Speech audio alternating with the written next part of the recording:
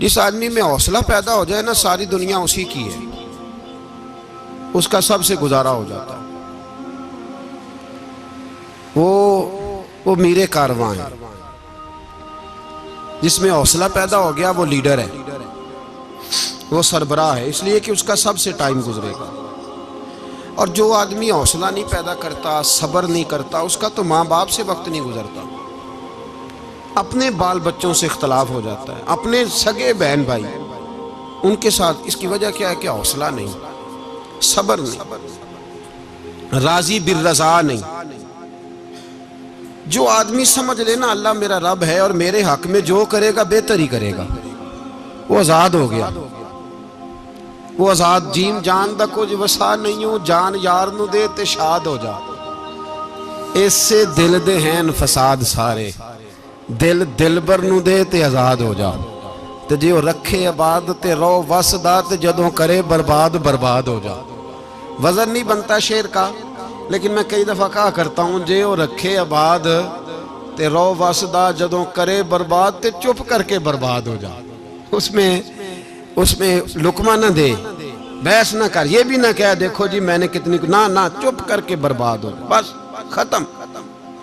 اور ایک شاعر نے بڑی زبردست بات کہی تھی، نے کمال کر دیا، شعر سمجھ میں آ گیا تب بھی ٹھیک ہے، نہ بھی آیا تو شعر پھر بھی بڑا ٹھیک ہے، شعر پھر بھی بڑا ٹھیک ہے۔ اس نے کہا تھا، تو اگر عشق میں برباد نہیں ہو سکتا تو جا، پھر تجھے کوئی سبق یاد نہیں ہو سکتا، پھر تو ناکام ہے زندگی میں، پھر تو الف بے بھی نہیں یاد ہوگا۔ تو اگر عشق میں برباد نہیں ہو سکتا تو جا، پھر تجھے کوئی سبق یاد نہیں ہو سکتا، پھر تو فارغ ہے۔ تو عزیزو یاد رکھو، صبر، حوصلہ، دانائی، یہ آپ کو بڑا کرے گی۔ میرے رسول پاک صلی اللہ تعالیٰ علیہ وسلم کو اللہ نے سمندروں سے بڑا حوصلہ عطا فرمایا تھا، سمندروں سے بڑا، سمندروں سے بڑا مشکل ہوتا ہے بیٹی کے قاتل سے صلح کرنا، بڑا مشکل ہوتا ہے، بڑا مشکل ہوتا ہے کانٹے بچھانے والوں کے رستوں میں پھول بچھانا۔ اور بھائی یہ بڑا ہی مشکل ہے، بڑا بڑا۔ جنہوں نے پتھر برسائے ہوں، مکے سے نکالا ہو، ان کے گلے میں پھولوں کے ہار ڈالنا، پر سلام اس پر کہ جس نے دشمنوں کو بھی قبائیں دیں، سلام اس پر کہ جس نے گالیاں سن کر دعائیں دی۔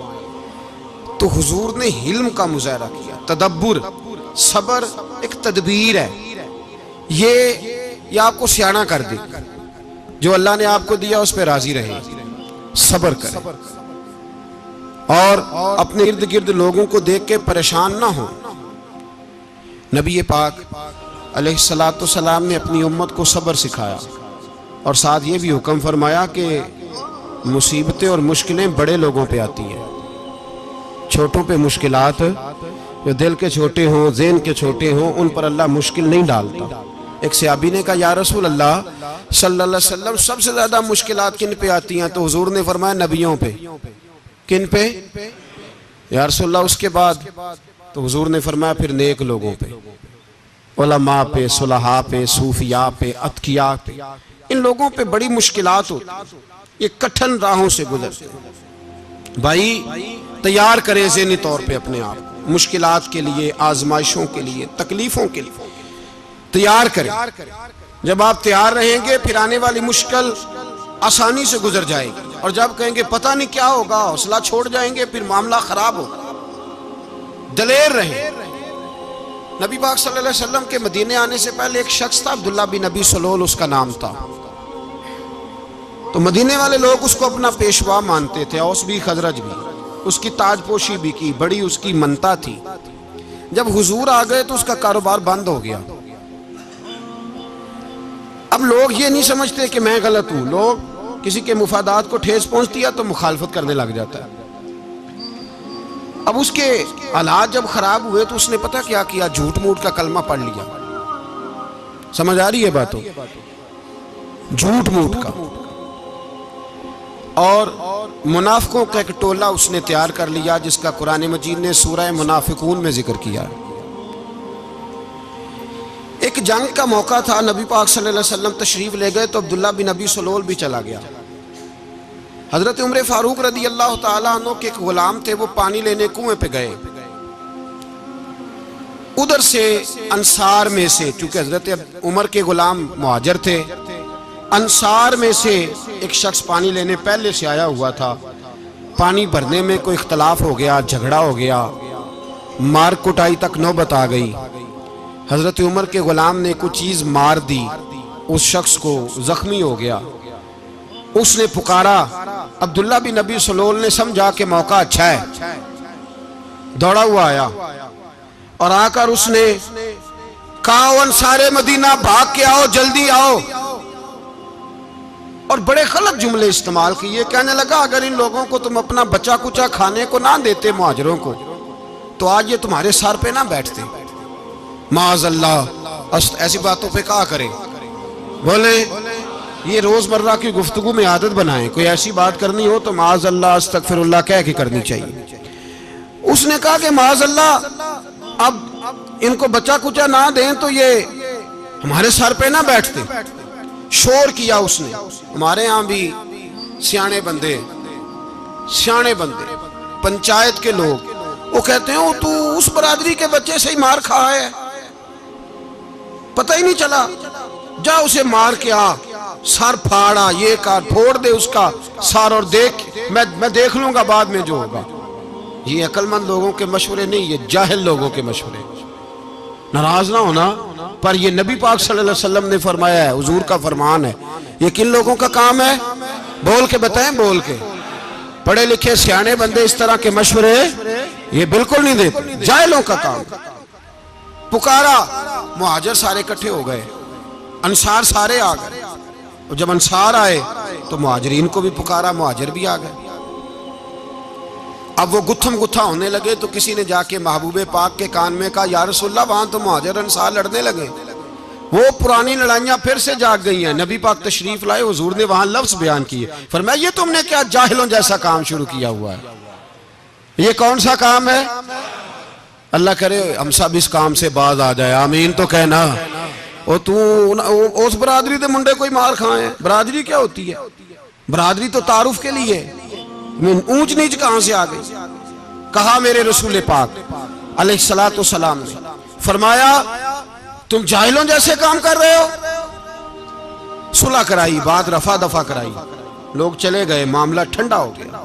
لیکن عبداللہ بن سلول نے کہا کہ میں یہ موقع خالی نہیں جانے دوں گا۔ پھر گیا وہ اور جا کے انصار مدینہ سے کہنے لگا ایک دفعہ جا لینے دو مدینے، تم نے میری بات نہیں نہ سنی تو جو وہاں بڑے سردار بیٹھے ہیں ان سے بات کروں گا، اور معاذ اللہ ثم معاذ اللہ ہم ان بے عزت لوگوں کو مدینے سے نکال دیں گے، وہاں صرف عزت والے رہیں گے۔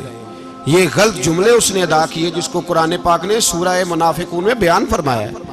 اس نے یہ بات کی، ایک صحابی تھے حضرت زید رضی اللہ تعالیٰ عنہ، وہ سن رہے تھے، آ کے عرض کی یا رسول اللہ صلی اللہ علیہ وسلم عبداللہ بن ابی سلول تو اس طرح کہہ رہا ہے کہ مدینے جا کے عزت والے دوسروں کو نکال دیں گے، اور تم اگر اپنا بچہ انہیں نہ دیتے تو معاذ اللہ آج یہ ایسا نہ کرتے۔ حضرت عمر نے بھی سن لیا، حضرت عمر نے بات سن لی، تلوار نکالی اور دوڑے، حضور نے بازو پکڑا، فرمایا کدھر جا رہے ہو؟ کہا یا رسول اللہ اگر آج سزا نہ دی تو کل اور بات بھی کرے گا، اور اگر آج ایک قتل ہو گیا تو باقی سیانے بن جائیں گے، یا رسول اللہ مجھے چھوڑے میں ماروں گا۔ حضور نے فرمایا عمر چپ کر، وہ جھوٹ موٹ کا کلمہ پڑھتا ہے، لوگ کہیں گے کہ محمد ابن عبداللہ نے اپنے ساتھی مارنے شروع کر دیے، چپ کر، حوصلہ کر، صبر کر، دلیری کر۔ حضرت عمر کہتے ہیں میری حضور کے کہنے پر میں ٹھہر تو گیا، پر وہ میرے اندر جو آگ لگی ہوئی تھی ٹھنڈی نہیں ہو رہی، کہتے ہیں میں چپ تو کر گیا۔ نبی پاک علیہ السلام نے پوچھا عبداللہ بن ابی سلول سے تو نے یہ کہا ہے؟ کہنے لگا حاشا وکلا میں نے بات ہی نہیں کی۔ ہاں، اب لوگ کہنے لگے کہ زید تو نوجوان ہے تو یہ بوڑھا آدمی ہے، چلو صحیح کہتا ہوگا، حضور بھی خاموش ہو گئے۔ اللہ پاک نے قرآن مجید نازل فرما دیا، فرمایا اللہ نے سن لی ان کی بات جنہوں نے یہ کہا ہے، اور پھر لفظ بڑے حسین ہے، فرمایا یہ کہتے ہم عزت والے ہیں؟ نہیں، وَلِلَّهِ الْعِزَّةُ وَلِرَسُولِهِ وَلِلْمُؤْمِنِينَ، فرمایا عزت تو اللہ کے پاس ہے، اللہ کے رسول کے پاس ہے، اور عزت تو مومنوں کے پاس ہے۔ مومنین کے پاس عزت ہے. یہ قرآن پاک نے سارا مضمون بیان کر دیا کہ عبداللہ بن نبی سلول غلط کہتا ہے اور حضرت زید صحیح کہتے ہیں. حضور نے کچھ نہیں فرمایا، جا رہا ہے قافلہ. جب مدینے کی سرحد آ گئی نا، حدود مدینہ منورہ کی شروع ہوئی، تو عبداللہ کا اپنا بیٹا، اس کا نام بھی عبداللہ بن عبداللہ تھا، اپنا بیٹا اس کا بڑا مخلص جانثار غلام تھا میرے رسول پاک صلی اللہ علیہ وسلم کا. وہ تلوار لے کے مدینے کی حد پہ کھڑا ہو گیا اور کہنے لگا میرے باپ، تو نے اتنی بے ایمانی کے لفظ کہے کہ میں ان کو نکال دوں گا؟ کہے اپنی زبان سے کہ میں ذلت والا ہوں، رسول پاک کو اللہ نے بڑی عزت عطا فرمائی، کہے ورنہ میں تیری گردن کاٹ دوں گا. بول. کہے حضور بھی عزت والے اور نبی پاک کے غلام بھی عزت. کہے اپنی زبان سے کہے میرے رب کا یہ فرمان ہے وَرَفَعْنَا لَكَ ذِكْرَكَ، حبیب میں خود تیرے لیے تیری شانوں کو بلند فرما دوں گا. تو کہے تو دشمن ہو کے کہنے لگا میرے بیٹے مجھے معاف کر دے، مصطفیٰ تو بڑی عزتوں والے ہیں، ان کے غلام شانوں والے. جب بیٹا تلوار لے کے سامنے کھڑا ہوا، شہرت ہوئی، اب نبی پاک نے حضرت عمر کی طرف دیکھا، کہا عمر تیری بات صحیح تھی، اب جو ہوا یہ زیادہ صحیح تھا. وہ میں نے تجھے کہا حوصلہ کر، تدبر کر، وقت کا انتظار کر، یہ صحیح ہوا کہ وہ صحیح تھا. تو حضرت عمر فاروق کہنے لگے یا رسول اللہ میں گواہی دیتا ہوں آپ واقعی اللہ کے سچے رسول ہیں صلی اللہ. اتنی اچھی رائے. وقت فیصلہ کرتا ہے، تدبر سے چلیں، دانائی سے چلیں، علم پیدا کریں، بردباری. ہمیں کئی دفعہ سجدہ صاف کرنا پڑتا ہے، ہم جو کہتے ہیں بات اس کے الٹ نکل آتی ہے. ہم کسی شخص کے بارے میں کوئی تبصرہ کر بیٹھتے ہیں، کچھ عرصے کے بعد ہمیں پتہ چلتا ہے کہ وہ تو ایسا تھا ہی نہیں، ہم نے غلط بات کر. ہم بغیر تحقیق کے، بغیر تفتیش کے، حوصلہ نہ ہونے کی وجہ سے، صبر نہ ہونے کی وجہ سے ہم بہت سارے کام کر گزرتے ہیں، پھر ہمیں نقصان ہوتا ہے. اپنی زندگی میں علم نہ چھوڑیں، حوصلہ نہ. لڑائیاں ہوتی ہیں نا گھروں میں، اس کی وجہ خامد ہوتا ہے، بیوی نہیں ہوتی. یہ بات گھر جا کے بتانا کہ آج انہوں نے کہا. لڑائی کی وجہ کون ہوتا ہے؟ نہ بولو تسی، پر میں تے آنکھ ہی چھڑیا ہے، وہ تو ریکارڈ ہو گیا ہے. لڑائی کی وجہ کون ہے؟ جڑے باتیں لڑتے ہیں وہ کوندے ہی نہیں پے. وجہ کون بنتا ہے جی؟ کیوں بلا؟ اس لیے کہ نبی پاک صلی اللہ علیہ وسلم نے فرمایا عورت کی عقل آدھی ہے تو تیری تو پوری ہے نا. تو اس کا مطلب ہے لڑائی اگر بچ سکتی تھی تو مرد کی وجہ سے بچ سکتی تھی، گھر میں امن ہو سکتا تھا. کہتے ہیں جی یہ بڑی بیوقوف ہے، میری سنتی نہیں. تو میں نے کہا جو اس سے بحث کر رہا ہے وہ سیانا ہے؟ بولیں. جو بحث کر رہا ہے وہ عقل مند ہے. بندہ تو چلو تھا وہ دانشور شیکسپیئر، باتیں بعض اوقات اس کی کچھ ایسی ہیں. اس سے کسی نے پوچھا تھا عورتوں سے کون جیت سکتا ہے بحث میں؟ تو اس نے کہا تھا وہ جو ان سے بحث نہ کرے، جو ان سے بحث. تو بھائی تو وجہ اس لیے کہ حوصلہ تو نہیں کرنا تھا. نبی پاک علیہ السلام نے فرمایا بی بی ٹیڑھی لکڑی ہے، سیدھی کرنے کی کوشش کرو گے تو ٹوٹ جائے گی. سیدھی تو پھر کتنا بیوقوف ہے جو پتھر سے سر رگڑ رہا ہے، کتنا نادان ہے جو یہ حرکت کر رہا ہے، دریا میں چھلانگ لگا کے کہتا ہے ڈوبوں گا نہیں. تو بھائی حوصلہ پیدا کرے، علم پیدا کرے. بہت ساری ایسی باتیں کرے کہ جس میں اشتعال آئے گا، فٹافٹ 3 لفظ طلاق کے دے دیے، اب بھاگا گیا مفتی صاحب کے پاس، اوہو 4 بچوں کا کیا بنے گا. اور یہ بات پکی ہے کہ بچوں کو صرف ان کی ماں ہی پال سکتی ہے، ان کی ماں. اور بات مجھے نہیں بھولتی، ایک شخص نے بیوی کو طلاق دے کے دوسری شادی کی. اس کا بیٹا تھا 10 سال کا. تو اس نے اپنے بیٹے سے کہا کہ بیٹے بتا پرانی اماں صحیح تھی یا یہ صحیح ہے؟ اس نے کہا نہیں ابا وہ تو جھوٹ بڑے بولتی تھی، یہ صحیح ہے. وہ جھوٹی تھی، وہ جھوٹ بڑے بولتی تھی میری سگی اماں، یہ سچ بولتی ہے. اس نے کہا وہ کیسے؟ کہنے لگا اس لیے کہ میں کوئی شرارت کرتا تھا تو میری سگی اماں مجھے تھپڑ مارتی تھی اور کہتی تھی تجھے روٹی نہیں دے رہی، جا دوڑ جا گھر سے. تو میں دوڑ جاتا تھا تو جھوٹ بولتی تھی نہیں دینی، پھر آدھے گھنٹے کے بعد مجھے ڈھونڈنے لگ جاتی تھی، ڈھونڈ کے لاتی تھی، پھر میری منت کرتی تھی، پھر مجھے کہتی تھی نہ مجھے ستایا کر. پھر میرا ماتھا چومتی تھی، پھر میری مرضی کا کھانا بنا کے دیتی تھی، پھر میرے منہ میں لقمے ڈالتی تھی۔ جھوٹی تھی، پہلے کہتی ہے نہیں دینی، پھر پیچھے بھاگتی ہے۔ یہ سچی ہے۔ میں شرارت کرتا ہوں تو تھپڑ مار کے نکالتی ہے، پھر میں منتیں کرتا ہوں پر روٹی نہیں دیتی، پیر پکڑتا ہوں نہیں دیتی، سچ بولتی ہے، اپنی بات پہ ڈٹ جاتی ہے۔ او بھائی، بچے اس کی ماں ہی پال سکتی ہے، تو نے 3 جملے کہتے سوچا ہی نہیں، تیرا کا گیا تو یہ تو نئی بیوی ملے گی، اور اس کا بھی کیا گیا، اس کو بھی شاید شوہر مل جائے۔ ان پھولوں کی پرورش صرف ان کا مالی کر سکتا ہے، دوسرا کر سکتا تو نے حوصلہ ہی نہیں کیا۔ ٹھیک ہے غلطی بی بی کی تھی، پر تو مرد تھا نا، تیرے پاس تو دلیری تھی۔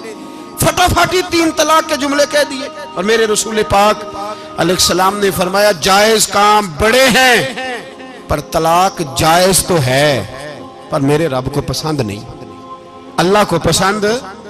تو نے مالی بگا دیا جس نے تیرے گھر کا باغ سینچنا تھا۔ تو بھائی یہ حوصلہ نہیں، درجنوں طلاقیں، 20 کیس، اور ابھی وہ شادی کے پورے کپڑے نہیں پہنے تو طلاق پہلے۔ اس کی وجہ یہ کہ حوصلہ نہیں، صبر نہیں، رضا نہیں، ہم احساس نہیں کرتے۔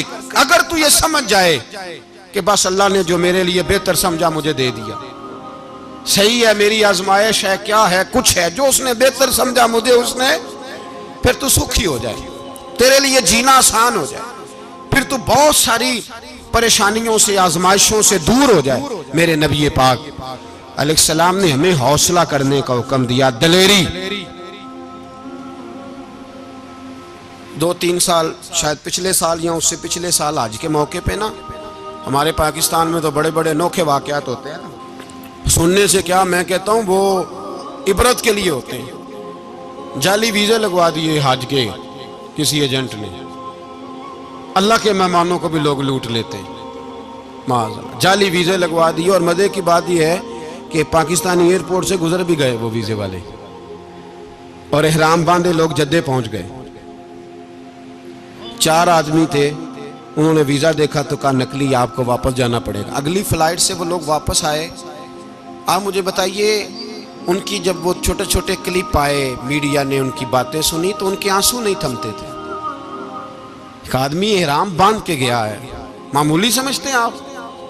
میرے جیسا غریب آدمی کبھی اس نے ارادہ کیا اور مدینے جانے کا لیٹ ہو جائے تو کلیجہ پھٹنے کو آتا ہے، کچھ مجبوریاں پیروں میں آ جائے، نہ جا سکے تو پتہ نہیں کتنی توبہ کرنے کو دل کرتا ہے کہ کہیں غلطی تو نہیں ہو گئی، کوئی ایسی بات تو نہیں نکل گئی۔ یقین کریں طبیعت پریشان ہو جاتی، یار کوئی ایسا کام تو نہیں ہوگا جس کی وجہ سے یہ بات ہوئی۔ 4 آدمی لوٹ آئے، حالات خراب ہو گئے، لوگ رو رو کے قصے سناتے تھے، لیکن میرے رسول پاک علیہ السلام کا حوصلہ دیکھو۔ حضور کعبے کا بھی کعبہ، حضور مالک، حرم کے مالک مطلق، جن کے صدقے اللہ نے کعبہ کو بیت اللہ بنایا۔ حاجیو آؤ شہنشاہ کا روضہ دیکھو، کعبہ تو دیکھ چکے، اب کعبے کا بھی کعبہ دیکھو۔ حضور 1400 صحابہ کو لے کے گئے عمرہ کرنے، مقام حدیبیہ پر پہنچے تو کافروں نے روک لیا، ہم عمرہ نہیں کرتے، تو اور میں خادم اور جو وارث و مالک ہیں 1400 صحابہ، ہم نہیں عمرہ کرنے دیتے، واپس جائیے۔ صلح لکھی جا رہی ہے، صلح کی شرطیں کیا ہیں؟ مکے سے کوئی آدمی غلطی سے بھی مدینے چلا گیا، مکے کا آدمی، تو مسلمان اگر ان کے ظلم سے تنگ آ کے، مکی مسلمان کافروں کے ظلم سے تنگ آ کے مدینے چلا گیا تو مدینے والے واپس کریں گے، اور اگر مدینے سے کوئی شخص غلطی سے بھی مکے چلا گیا تو مکے والے واپس نہیں کریں گے۔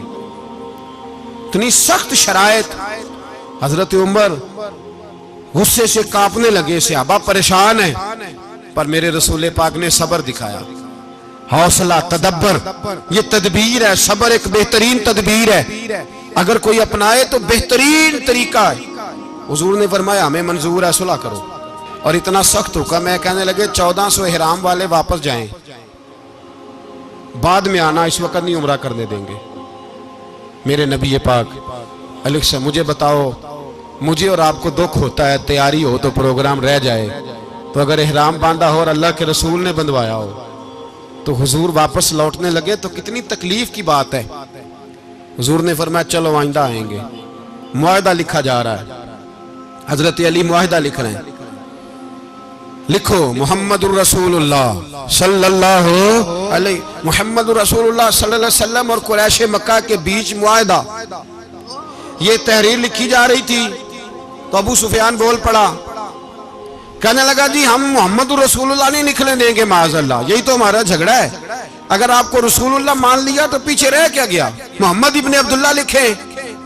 حضور نے حضرت علی سے فرمایا رسول اللہ کاٹ کے محمد ابن عبداللہ لکھو. حضرت علی لکھ رہے تھے، محمد رسول اللہ لکھا تھا، فرمایا رسول اللہ کاٹ کے محمد ابن عبداللہ لکھو. تو حضرت علی کہنے لگے حضور مجھے یہ لفظ کاٹنا نہیں آتا، حضور مجھے یہ لفظ کاٹنا. کسی صحابی نے اعتراض نہیں کیا کہ لکھنا آتا تھا، کہا مجھے کاٹنا. حضور نے دوبارہ کہا علی کاٹ دو. کہا یا رسول اللہ مجھے یہ لفظ کاٹنا نہیں آتا. میرے حبیب نے تیسری دفعہ کہا علی کاٹو. تو شیر خدا نے قلم چھوڑا، ہاتھ باندھے اور کھڑے ہو کہنے لگے محبوبہ مجھے تیرے قصیدے لکھنے آتے ہیں، کاٹنے کوئی نہیں آتے. میں مجبور ہوں، مجھ سے نہیں ہوتا. کوشش کرتا ہوں، نہ قلم اٹھتا ہے نہ ہاتھ چلتا ہے. میرے حبیب پاک نے قلم پکڑا اور لفظ رسول اللہ خود کاٹ کے محمد ابن عبداللہ کرایا. بھائی وقت گزر گیا، صلح ہو گئی. یہ تدبر، یہ حوصلہ، یہ تدبیر میرے نبی نے فرمائی. اب تو 1400 کو مکے نے نہ داخل ہونے دیا، لیکن ایک سال ہی گزرا، تھوڑا ہی وقت گزرا، میرے رسول پاک 10,000 کو لے کے مکے میں داخل ہو گئے. 10,000. اس نے فائدہ دیا. حکمت کیا تھی، تدبر کیا تھا؟ قریش روز لڑائی کرنے آ جاتے تھے، تبلیغ ہی نہیں کرنے دیتے تھے. ان سے صلح ہو گئی تو نبی پاک نے کیسر کو خط لکھا، کیسر روم کو، ہرکل کو. دور دراز تبلیغ پھیل گئی، مسلمان 100,000 سے زیادہ ہو گئے. ان کی طرف سے اب وہ لڑائی بند ہو گئی. میرے حبیب پاک علیہ السلام کے حوصلے نے کمال دکھایا، اس تدبیر نے فائدہ دیا امت مسلمہ کو. 10,000 کا لشکر لے کے حضور کعبے میں داخل ہوئے.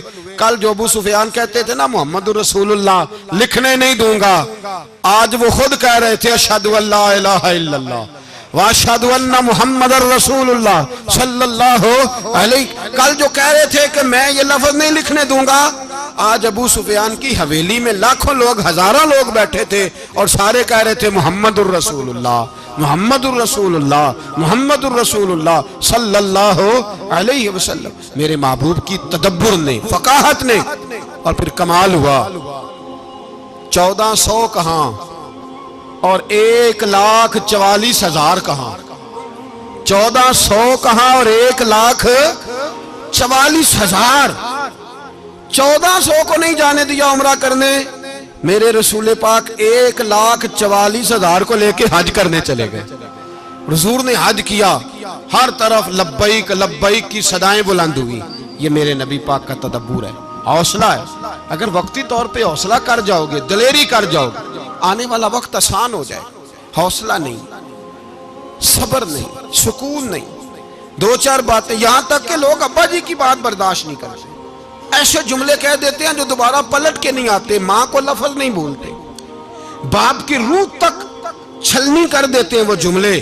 لیکن لوگ اس وقت حوصلہ کرنے، اور ہم پنجابی لوگوں نے تو گنجائش ہی بڑی دے دی ہے.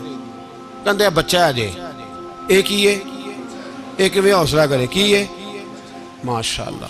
تو اگر جوان ہو گیا تو کہتے ہیں گرم خون ہے، مکہ کم. اگر بوڑھا ہو گیا تو کہتے ہیں بوڑھوں میں حوصلہ نہیں ہوتا، نہ بچے میں نہ تو کس میں حوصلہ ہوگا؟ بولے کسی میں بھی نہیں. چھٹی سب کو فتویٰ مل گیا نا، یہ بچہ ہے جی، ابھی یہ تو بچہ ہے، آپ تو سیانے پہ آنے ہیں، یہ بچہ ہے. کمال ہو گئی ہے بھائی. کیا مطلب ہے بچہ ہے؟ بچے کو سارا پتہ ہے، ہر چیز اسے آتی ہے، حوصلہ کرنا ہی نہیں آتا. اور پھر کہہ دیا وہ تو گرم خون ہے. وہ کیا بات کرتے ہو؟ گرم خون ابے کے گلے پڑ گیا گرم خون. اس کو کھڑا کرو نا ایس پی کے سامنے اور اس کو مار تھپڑ اس کے منہ پہ، تیرے گرم خون کا پتہ چلے. غریب کے یہ گلے پڑ گئے، اس کو کھڑا کرو ایس او کے سامنے، پھر پتہ چلے گا خون کتنا گرم ہے. وہاں بالکل چپ ہے، بالکل خاموش ہے. اور گرم خون اس کا صرف اماں کے لیے. جلال صرف رہ گیا اگر غریب گھر کی بیٹی بیاہ کے لایا تو صرف اس کے لیے. کوئی ایسی بات نہیں. ہم بڑے سیانے، ہمارا غصہ بڑا سمجھدار ہے، ہمارا وہ گرم خون بڑا سیانہ ہے. وہ جہاں دیکھتا ہے کہ معاملہ ہلکا ہے تو وہاں وہ گرم خون جلال میں، اور جہاں دیکھتا ہے کہ سامنے والا تگڑا ہے تو وہاں وہ گرم خون فوراً ٹھنڈا ہو جاتا ہے۔ حوصلہ پیدا کرے، زندگی حوصلے مند لوگ جیتے، جو حوصلے مند نہیں ہوتے وہ تو زندگی کا ایک سال لطف سے نہیں جی پاتے۔ حوصلہ کریں، مسکرائیں۔ میرے نبی پاک صلی اللہ تعالی علیہ وسلم نے نا عثمان بن طلحہ کعبے کی چابی ان کے پاس ہوتی تھی، تو حضور نے ایک دن فرمایا عثمان، اچھا یہ نہیں تھا کہ عثمان خاص لوگوں کو چابی کعبہ کھول کے دکھاتے تھے، بلکہ ان کو قریش کی جانب سے یہ حکم تھا کہ جو بھی تجھے کہے تو نے کعبے کا دروازہ کھول دینا۔ نبی پاک علیہ السلام نے نا ہجرت سے 2-4 دن پہلے کہا کہ عثمان ذرا چابی دو، میں نے کعبہ اندر سے دیکھنا ہے۔ بڑے ٹھنڈے دل سے ذرا سننا، ادھر دیکھو میری طرف، ادھر دیکھیے گا ذرا میرے بھائی۔ میں نے ایک بندے سے کہا یار پانی کی بوتل دینا دکاندار سے، ایک ہے اس نے کہہ دیا نہیں میرے پاس۔ اس بات کا کوئی غصہ بولیے، اور اگر وہ کہے سارے زمانے کو ملے گی آپ کو نہیں دینی، پھر بولیں میرا خیال ہے چپ کر کے ہنس کے آ جائیں گے، سوال ہی نہیں پیدا ہوتا۔ ہم کہیں گے مجھے نہیں نہ دینی، تو نے تو دکان اٹھا یہاں سے بند کاری سے، کیا مطلب ہے سب کو دینی ہے تجھے نہیں دینی، کیا معنی ہے اس کا؟ لے کے جاؤں گا، جھگڑا ہوگا، بحث کریں گے۔ عثمان بن طلحہ سے حضور نے فرمایا دروازہ کھولو، کعبہ دیکھنا ہے۔ عثمان کہنے لگا میں ساری دنیا کو دکھاؤں گا، آپ کو نہیں دکھاؤں گا۔ کتنی سخت بات ہے، پر قربان جائیں رسول اللہ کے حوصلے پہ صلی اللہ علیہ۔ عثمان کہتے ہیں میں نے یہ بات کی تو نبی پاک مسکرانے لگے، اور میں اچھا نہیں دینی، تو حضور نے نا مسکرا کے اور میری کمر پہ تھپکی دی، فرمایا اچھا یاد رکھنا یہ چابی میں تجھ سے لے لوں گا، اور جس کو میرا دل کرے گا میں اس کو دوں گا۔ عثمان کہتے ہیں روز رات کو نبی پاک کے یہ جملے میرے کانوں میں گونجتے تھے کہ حضور نے فرمایا۔ کہتے ہیں جس دن پتہ چلا نا نبی پاک 10,000 کا لشکر لے کے آ رہے ہیں، تو ابو سفیان میٹنگیں کر رہے تھے، مکے کے سارے سردار تیاری کر رہے تھے، اور میرے کانوں میں ایک ہی لفظ تھا کہ حضور نے فرمایا میں چابی لے لوں گا، پھر جس کو میں چاہوں گا اسے دوں گا۔ عثمان کہتے ہیں حد ہو گئی، وقت گزر گیا، حضور آ گئے، طواف فرمایا، اور طواف کے بعد میرے نبی پاک علیہ السلام نے فرمایا بلاؤ نا ذرا عثمان کو۔ عثمان کہتے ہیں میں چابی لے کے آیا تو دوسرا جملہ کوئی نہیں۔ ساڑھے نا کوئی بندہ مشورہ دے وے دی نہ منیے، تے جے کام مونجو ہو جائے نا، جن جو نے مشورہ دیتا سی تے وہ نال ہی غوث پاک بن جاندا ہے، تینوں آکھیا سی نا، فوراً ہی داتا علی اجمیری ہو جاندا ہے۔ وہ کہندے تینوں پتہ نہیں میں کڈا ولی اللہ، تینوں میں آکھیا سی میں انج نہ کر، اور بندہ پریشان ہوتا ہے، کام الٹ ہو گیا، اور لاگوں آکھی جاندا ہے ویکھو جی میں تے تانوں پہلوں ہی آکھیا سی۔ جی عجیب بات ہے، شیخ چلی کی طرح پیچھے پڑ جائے گا، میں نے تو پہلے ہی کہا تھا۔ او بس کر یار، اب تو خواجہ معین الدین اجمیری ہو گیا، بس کرو۔ مشورہ ہی ہوتا ہے، کسی کا مل جاتا ہے اور کسی کا نہیں لیا جاتا۔ فوری طور پہ بندہ اٹھ کے نا تو ولایت کی 4تھی سیڑھی پہ چڑھ جائے گا، کہے گا میں تو اب دالے وقت ہوں، میں کتب دورہ ہوں، میں نے تجھے کہا نہیں تھا۔ اب بس کر یار، کئی دفعہ مشورے صحیح ہوتے ہیں، کئی دفعہ صحیح بولیے۔ نبی پاک صلی اللہ علیہ وسلم کی احد کے دن خواہش یہ تھی کہ اندر رہ کے لڑنا ہے۔ جوان صحابہ نے کہا باہر جا کے لڑائی کرنی ہے، حضور نے باہر جا کے جنگ کی، بظاہر مسلمانوں کو شکست ہوئی۔ حضور نے ایک دفعہ نہیں کہا کہ میں نے تمہیں کہا نہیں تھا اندر رہنا ہے، بس ہو گیا جو ہو گیا۔ اب اس میں فٹافٹ اگلے کو حوصلہ دو، کوئی عرض نہیں یار۔ نبی پاک سب بولیے صلی اللہ علیہ وسلم، میرے حبیب پاک علیہ السلام نے نا کہا عثمان کو بلاؤ۔ عثمان آئے تو عثمان کہتے ہیں میں نے چابی دی تو میں تیار تھا کہ اب میری بات ہوگی اور رسوائی ہوگی، لیکن کہتے ہیں قربان جائیں مصطفیٰ نے تو یہ جملہ بھی نہیں کہا کہ میں نے تجھے کہا نہیں تھا، یہ بھی نہیں کہا۔ حضور نے چابی لی، کعبے کے بت صاف کیے، نماز پڑھی، واپس آئے، فرمایا عثمان میرا وعدہ تھا تیرے ساتھ کہ جس کو میں چاہوں گا چابی دوں گا، یہ لو چابی میں تجھے ہی دینا چاہتا ہوں، لے لو رکھ لو۔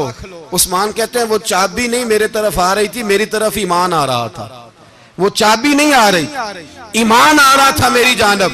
کہتے ہیں میرے ہاتھوں میں چابی آئی اور میری زبان پہ کلمہ توحید جاری ہو گیا۔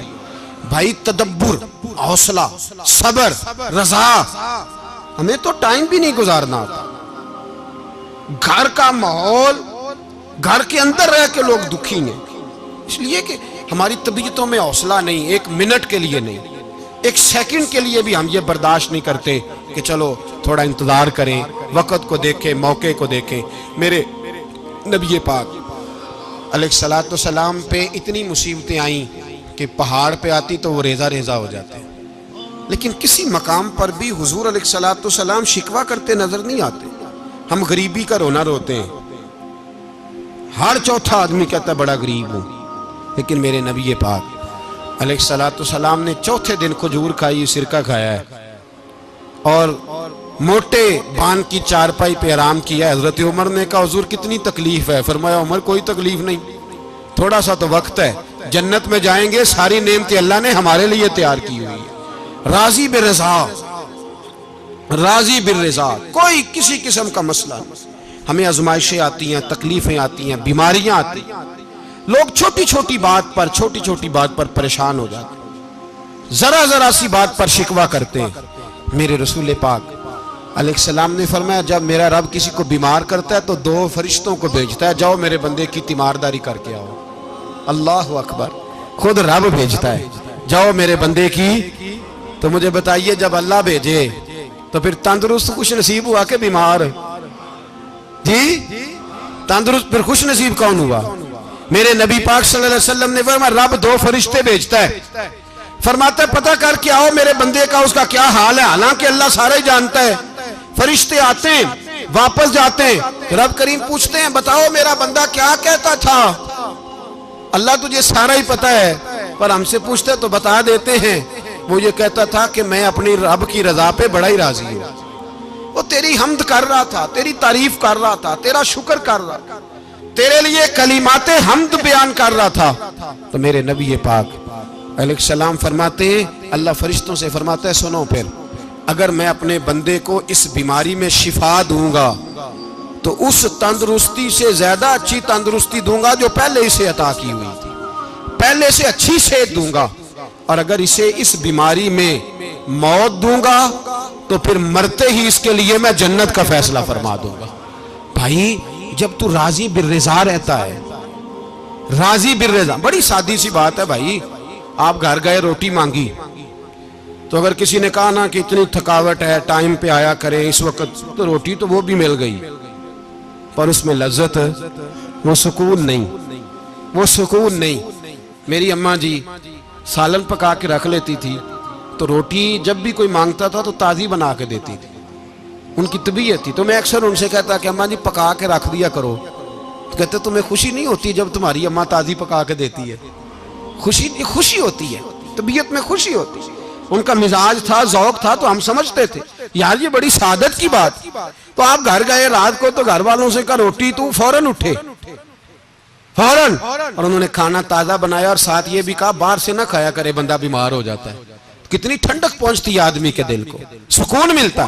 تو بھائی بیماری تو آپ نے کاٹ لی لیکن ساتھ کہو ہو بڑا بیمار ہوں، میں نے تو اتنے گناہ بھی نہیں کیے، ظلم بھی نہیں کیا، کسی کو کچھ بھی. اب بیماری تب بھی کٹ گئی پر بڑی آزمائش، مریض ڈاکٹر کے گلے پڑ رہا ہے، اس کے لواحقین جھگڑے کر رہے ہیں، بیماری وہ بھی کٹ گئی. اور ایک بیمار وہ ہے جو چارپائی پہ لیٹا ہے اور کہتا ہے جس طرح میرا اللہ راضی اسی طرح میں بھی راضی. تو بیماری اس کی بھی کٹ گئی. حضرت یونس علی نبینا علیہ الصلوۃ والسلام نے ایک دن حضرت جبریل امین ملنے آئے تو جناب یونس علیہ السلام کہنے لگے اے جبریل، اللہ کے نیک بندوں میں جو اللہ کو اس وقت سب سے زیادہ پسند ہے نبیوں کے بعد، توجہ کرنا بات پر، جو سب سے زیادہ اللہ کو پسند ہے نبیوں کے بعد ولیوں میں، اور سب سے زیادہ اللہ جس کو اللہ کی بارگاہ میں عبادت گزار لکھا جاتا ہے، میری اس بندے سے ملاقات کرا. تو حضرت جبریل نے جناب یونس علیہ السلام کو ساتھ لیا تو ایک شخص کے پاس پہنچے جو آنکھوں سے اندھا تھا، دونوں ہاتھ اس کے سلامت نہیں تھے اور پورے جسم میں پیپ جاری تھی، ریشہ تھا. جب جا کے السلام علیکم کہا نا حضرت یونس نے، اس نے وعلیکم السلام کے بعد پہلا لفظ پتہ کیا کہا؟ اس نے کہا یا اللہ تیرا شکر ہے، یا اللہ تیرا، آپ بھی ادا کریں اللہ کا شکر، یا اللہ تیرا، اللہ تیرا شکر ہے۔ تو حضرت یونس علیہ السلام کہنے لگے تو شروع سے اس طرح کا ہے، نابینا بھی اور ہاتھوں سے معذور بھی اور سارا جسم شروع سے۔ تو بڑے ہی خوبصورت لفظ اس بیمار نے کہے، کہنے لگے نہیں حضور میں بالکل ٹھیک ٹھاک تھا، جب تک میرے رب نے چاہا کہ یہ دنیا کو دیکھے تو تب تک اس نے مجھے آنکھیں دیں، اور جب اس نے چاہا کہ اب اس کا دیکھنا بہتر نہیں تو اس نے واپس لے لی۔ تو یا اللہ تیرا شکر ہے، اللہ تیرا شکر ہے۔ پھر کہا جب تک اس نے چاہا کہ میرے ہاتھ رہے تب تک رہے، جب اس نے چاہا کہ میرے لیے بہتر نہیں تو اس نے لے لیے، تو یا اللہ تیرا شکر ہے۔ جب تک اس نے چاہا کہ میرا جسم صحیح و سلامت رہے تو رہا، اور جب اس نے چاہا کہ میرے لیے بہتر نہیں تو مجھے بیمار کر دیا، تو یا اللہ تیرا شکر ہے۔ تو حضرت یونس علیہ السلام کہنے لگے جبریل واقعہ یہ اللہ کا سب سے زیادہ شکر گزار بندہ ہے، سب سے زیادہ عبادت گزار بندہ ہے، سب سے زیادہ۔ میرے نبی پاک علیہ السلام نے فرمایا میرا مومن ہر حال میں ہی نفع میں ہے، نعمت ملے تو شکر کر کے نفع، مصیبت آئے تو صبر کر کے نفع، اپنی زندگی میں تحمل، بردباری، علم پیدا کرے، حوصلہ پیدا کرے۔ ہر آنے جانے والے شخص کے مزاج کے مطابق اسے نہ ملے، اپنا مزاج صحیح رکھے، اپنی طبیعت کے مطابق اپنے ماحول کو برقرار رکھیں۔ علم کے ساتھ گزارا کرو گے تو رشتہ داروں سے بھی بنی رہے گی، دوستوں سے بھی بنی رہے گی، ہر ایک سے تعلق رہے گا۔ اور اگر آپ کے اندر یہ حوصلہ نہیں تو پھر سارے معاملات پریشانی کا شکار ہو جائیں گے۔ یہ تو آج کا مضمون تھا۔ ہمیں نا لوگ مشورہ دیتے ہیں، کہتے ہیں پیر صاحب درویشوں کو سیاست کی بات نہیں کرنی چاہیے، دیتے ہیں نا مشورہ لوگ؟ جی تھوڑا تھوڑا بول دیں، تھوڑا تھوڑا دیتے ہیں نا۔ اگرچہ ہم ان کی بات نہیں مانتے، اس لیے کہ اقبال نے کہا تھا جدا ہو دین سیاست سے تو رہ جاتی ہے چنگیزی، جدا ہو دین سیاست سے تو۔ اور پہلا فکرہ یہ ہے کہ جلال بادشاہی ہو یا جمہوری تماشا ہو، جدا ہو دین سیاست سے تو رہ جاتی ہے۔ اس نے کہا جب سیاست اور دین علیحدہ علیحدہ ہوتے ہیں تو چنگیز خان اور ہلاکو خان پیدا ہوتے ہیں۔ سیاست جب تک مسجد کے اندر رہتی ہے تب تک پاک صاف رہتی ہے، وہ گندی ہوتی تب ہے جب مسجد سے نکل جاتی ہے۔ حضرت علی کے زمانے تک مسجد میں رہی، پاک صاف رہی، یزید باہر لے گیا تو گندی ہو گئی، حضرت عمر بن عبدالعزیز دوبارہ مسجد میں لے آئے تو پھر پاک ہو گئی۔ لیکن پھر بھی ایک ساتھی نے مجھے کہا تو اس کی بات میں، سب کی باتیں نہیں مانتا، اس کی بات میری سمجھ میں آئی۔ وہ کہنے لگا جی اصل بات یہ ہے کہ سیاسی تبصرے تجزیے ہم اخباروں میں ٹی وی پہ جا کے بیٹھے، جا کے بڑی مہربانی میری طرف دیکھیں، وہ ہم سنتے رہتے ہیں تو ہمارا دل کرتا ہے مسجد میں صرف ہم رسول اللہ کا پیار ہی سنیں۔ تو میں نے کہا یار تیری بات دل کو لگتی ہے، یہ بات صحیح ہے، چلو یہ نیت اچھی ہے، یہ تیرا نظریہ ٹھیک ہے، مان گئے ہم۔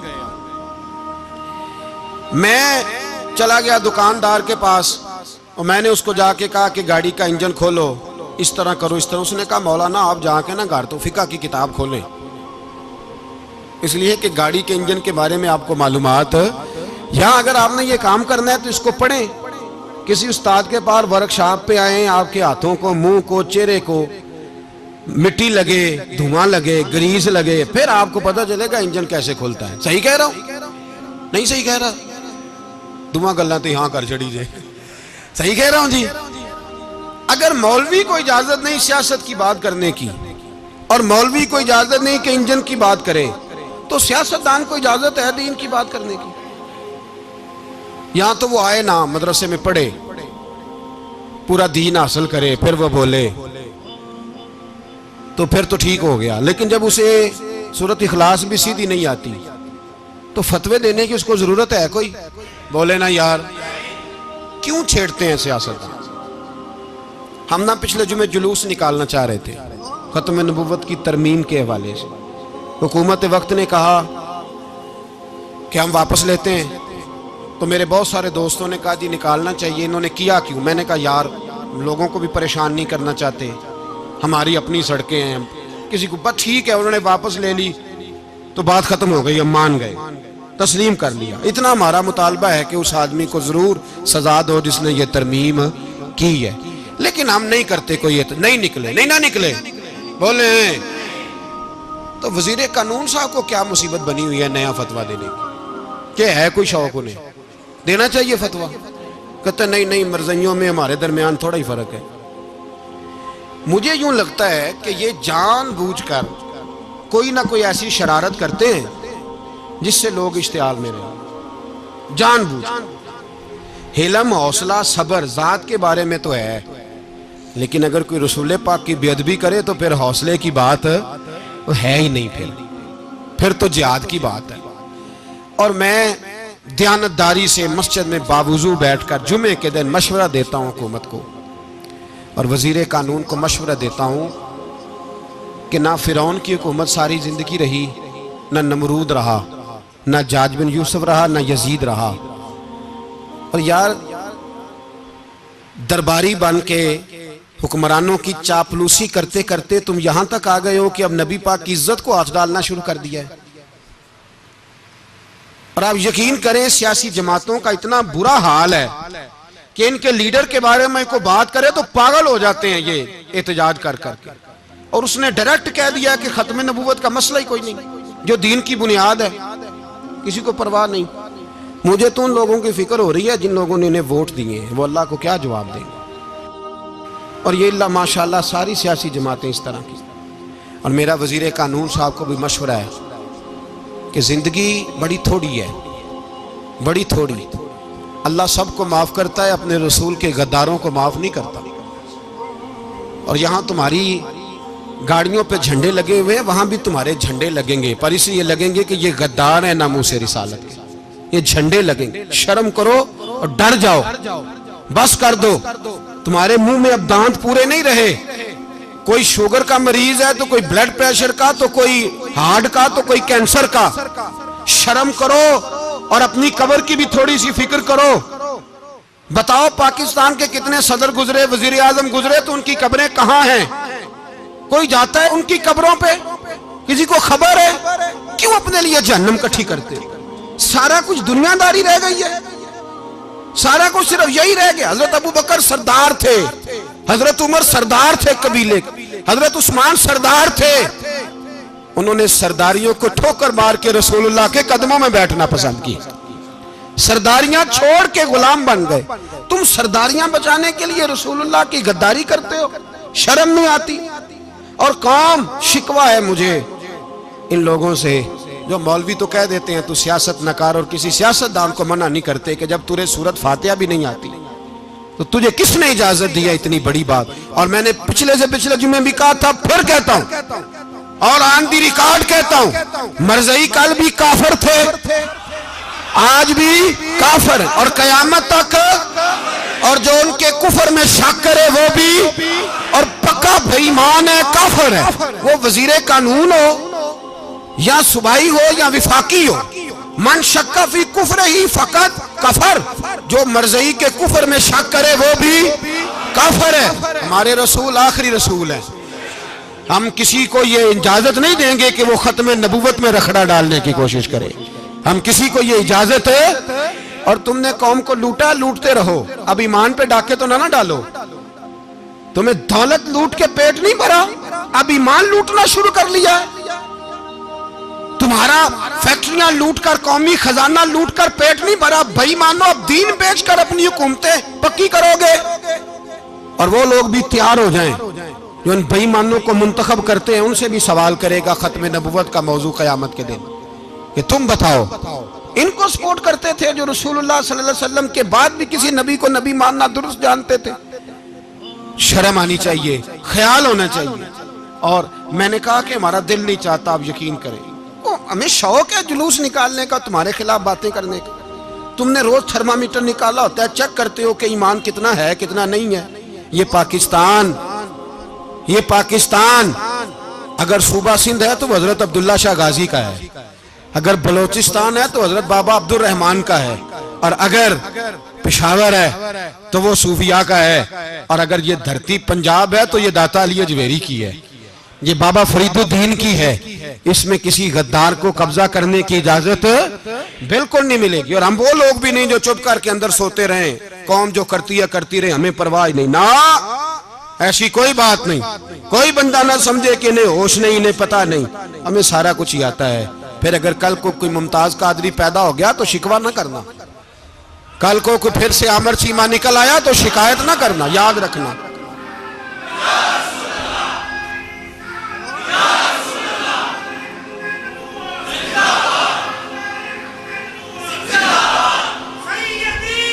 تو میرے بھائی کھول کے بولے یا نبی رسول کے صلی اللہ علیہ وسلم۔ تو یہ مشورہ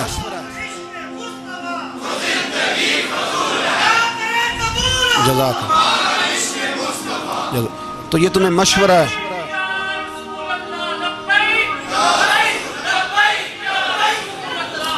میری بات سنیں، یاد رکھیں، یہ لوگ بعد میں پچھتاتے ہیں، پھر مناظرے کراتے پھرتے ہیں، اس نے صحیح کیا کہ غلط کیا، پھر انہیں ہوش آتی ہے بعد میں، پھر ان کے حواری نکل کے میدانوں میں دلیلیں دیتے ہیں۔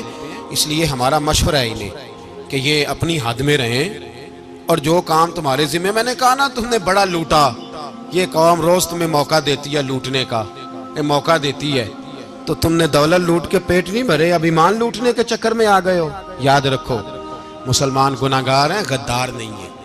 تمہیں دولت لوٹنے کا تو شاید موقع مل گیا ہے، پر ایمان لوٹنے کا موقع نہیں ملے گا، تو اس لیے اس کو لگام دو۔ اور ویسے بھی کتا جو پالتو ہوتا ہے نا، اس کو گھر کے اندر سنگلی سے باندھ کے رکھنا چاہیے۔ یہ تمہارے بوٹ چاٹتے ہیں، بھونکتے ہیں، تمہارے حق میں وزارتیں لیتے ہیں، ہم نے تو کوئی وزارت نہیں لی تم سے، اور نہ ہمیں شوق ہے، اس لیے کہ ممبری کیا کرنی ہے جس کو ممبر رسول عطا کر دیا جائے، اس نے کیا کرنی ہے یہ ممبریاں جس کو پکا ممبر رسول دے دیا جائے، تو اس لیے اس سے باہر آؤ۔ میں نے کہا بڑے بڑے نمرود، فرعون، قارون دفن ہے، تمہارا بھی نام تک نہیں ہوگا، بالکل نام نہیں ہوگا۔ اس لیے ہمارا مشورہ، اور آپ لوگ بھی آئیں نا یہ اگلے سال، تو ان کو کھڑا کر کے پوچھ لینا، اسلامی جمہوریہ پاکستان کا تم نے MPM میں نے بننا ہے، پہلا کلمہ ہی صحیح سنا دو، چلو خدا کا واسطہ یہی بتا دو کہ تمہیں نماز بھی ڈھب سے آتی ہے کہ نہیں، اور آپ کی موج ہے، آپ بٹھا لیتے ہیں سر پہ، کیا کریں، سمجھانے والے مفت گناہگار ہو گئے اور بہکانے والے سب تمہارے یار ہو گئے۔ اس لیے یہ چھیڑتے ہیں جان بوجھ کے، اور پھر جب کوئی ممتاز قادری علیہ رحمہ پیدا ہوتے ہیں، پھر انہیں دشواری ہوتی ہے، پھر ان کا جینا مشکل ہو جاتا ہے۔ یہ موقع دیتے ہیں، پتہ نہیں کس کے ایجنڈے پہ عمل کر رہے ہیں۔ میرا سوال یہ ہے، میں نے پچھلے جمعے پھر میرا سوال ہے کہ میں پوچھتا ہوں، اس آدمی کو ضرورت کیا ہے ختم نبوت پر بات کرنے؟ جب امت مسلمہ کے متفق کا فیصلہ ہے کہ مرزائی کافر، اسمبلی نے بل پاس کر دیا کہ مرزائی، ان کو اقلیت قرار دے دیا، اور جب سے وہ اقلیت بنے، نہ ہم نے ان کی عبادت گاہ جلائی، نہ ہم نے ان کو قبروں سے نکالا، نہ ہم نے، بس ٹھیک ہے جیسے عیسائی رہتے ہیں، یہودی سے کس ملک میں رہتے ہیں وہ بھی رہیں، اقلیت بن کے رہے، کوئی اعتراض، پر تم انہیں کھونچ کے کیوں قریب کرتے ہو؟ تمہارا کیا جرانہ ہے ان کے ساتھ؟ بتاؤ تو صحیح۔ ان لوگوں سے ان کو چاہیے اپنے منہ میں لگام ڈالیں، اور اگر نہیں ڈالیں گے پھر انشاءاللہ ڈالی جائے گی، اور بڑی تگڑی ڈلے گی، اور پھر ایسی ڈلے گی۔ سلمان تاثیر جب مرا تھا نا، تو 5-5 لاکھ روپیہ مولویوں کو آفر کی جنازہ پڑھاؤ، 5-5 لاکھ روپیہ چھوٹے چھوٹے مولویوں کو۔ اور داتا صاحب کی مسجد کے خطیب بھی صوبائی جو تھے، وہ خطیب تھے، ملازم تھے، انہوں نے کہا کہ ایمان نہیں بیچنا، نکالنا نوکری سے تو نکال دو۔ اور بادشاہی مسجد کا مولوی جس کا پتہ ہی نہیں چلتا، کبھی کدھر چلا جاتا ہے کبھی کدھر، یہاں تو وہ بھی کھڑا ہو گیا، اس نے کہا نا ایمان نہیں بیچنا۔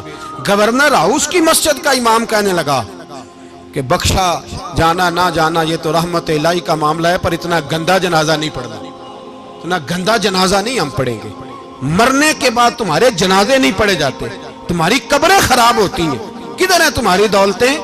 اور وہ مولوی آج تک پتہ ہی نہیں کدھر گیا جس نے اس غلیظ کا گندا جنازہ پڑھایا۔ تو بھائی اپنی قبر حشر کو، جب جہاں تمہارے جنازے نہیں پڑھے جا رہے تو وہاں تمہارا کیا حال ہوگا؟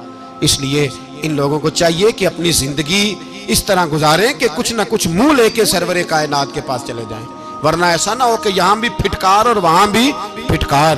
اس لیے ہمارا مطالبہ ہے حکومت سے کہ شرم کرو، اور ایسے بھائیمانوں کو، کالے ناگ جو تم نے بھرتی کی ہوئے، ان کو نکالو، اور اگر تعریفیں کروانی ہو، تلوے چٹوانے ہو، تو اندر کمروں میں ان سے چٹوا لیا کرو، ان سے کہو کہ یہاں ہماری نوکری کرو، باہر نکل کے رسول اللہ صلی اللہ علیہ وسلم کے دین کے بارے میں گفتگو نہ کرو، اس لیے کہ اللہ تبارک و تعالیٰ نے اس دین کے اندر بڑا حسن اور بڑا جذبہ رکھا ہوا ہے، بڑا وقار ہے۔ ہمارا مطالبہ ہے حکومت سے کہ ختم نبوت کے مسئلے پر کوئی سیاستدان گفتگو نہ کرے۔ آپ تائید کرتے ہیں اس بات کی؟ اس پر کوئی سیاستدان کوئی گفتگو. ہمارے پاس بڑے تماشے ہیں سیاست کرنے کو، باقی تماشوں پہ سیاست کرو. یہ رسول اللہ کی ناموس کا معاملہ ہے، یہ چھیڑنے کی تمہیں اجازت. مجھے سمجھ نہیں آتی یار، جب بات ختم ہو گئی، اسمبلی نے بل واپس لے لیا، تو صوبائی وزیر قانون کو آخر تکلیف کیا ہے؟ آپ کے پاس جواب ہے کوئی اس بات کا؟